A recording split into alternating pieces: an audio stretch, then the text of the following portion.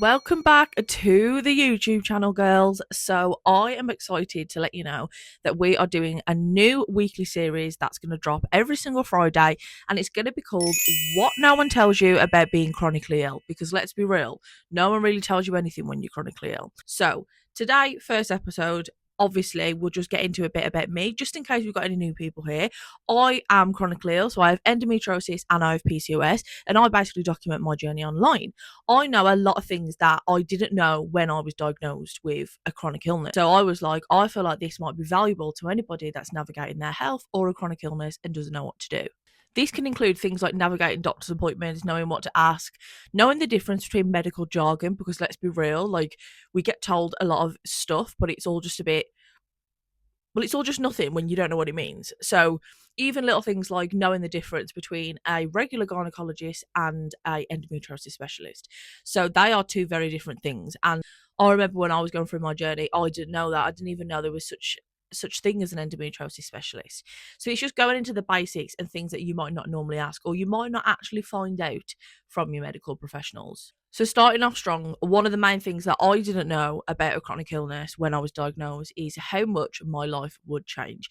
That might seem very obvious to some people, but when you've lived a very normal, able-bodied life and then overnight you develop a chronic illness or something happens and your life changes, that can be a shock to the system. It can be quite hard to navigate. It can be quite hard to navigate job, finances, family, friends, because all of those aspects change in one way or another. Obviously, everybody is different, and that might not be the case for everybody, but I do believe your life does change in some way, and I don't ever think you're really prepared for that to happen. And that's obviously why I started sharing my journey online, because I was navigating these things for the first time as well. So it's almost like you guys are navigating it with me, because when people were saying you need to change your lifestyle, you need to change your eating habits, you need to change your sleeping habits, you need to manage your stress, I'm sitting there going, okay, well, that's all well and good, but how do I actually do that?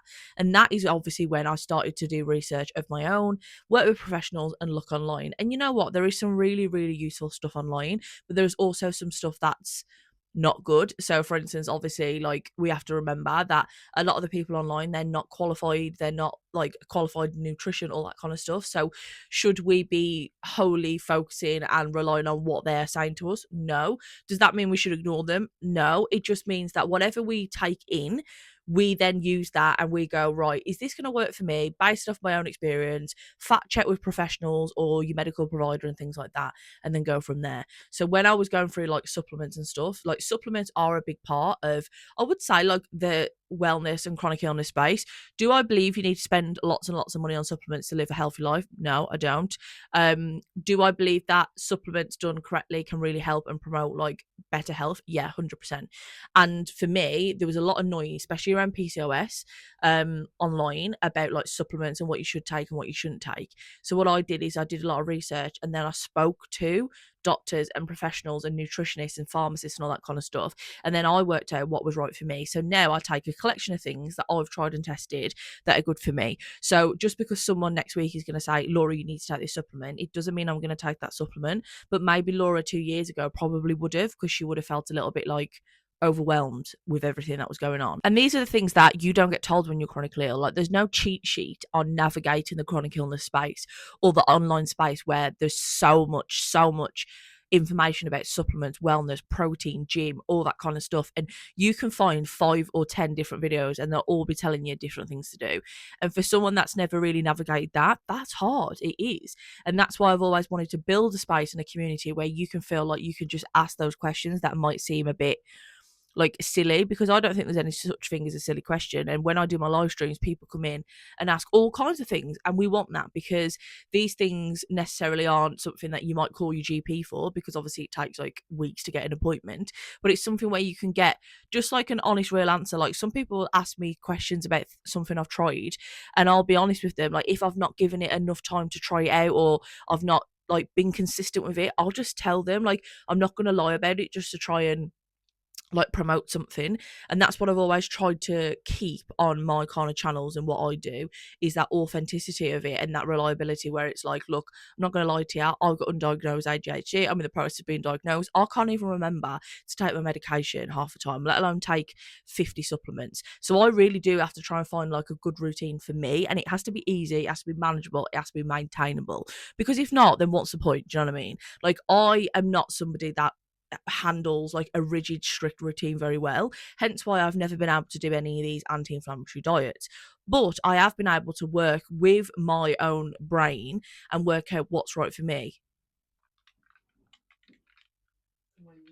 Coffee break. One of the things that I really wanted to focus on is if like I was looking at what I did and how I can change things and make it sustainable.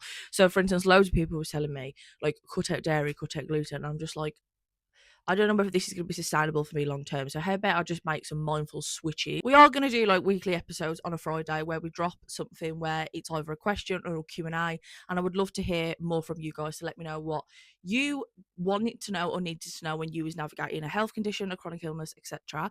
We will be switching it up, and please just let me know in the little QA box below what things you want to see.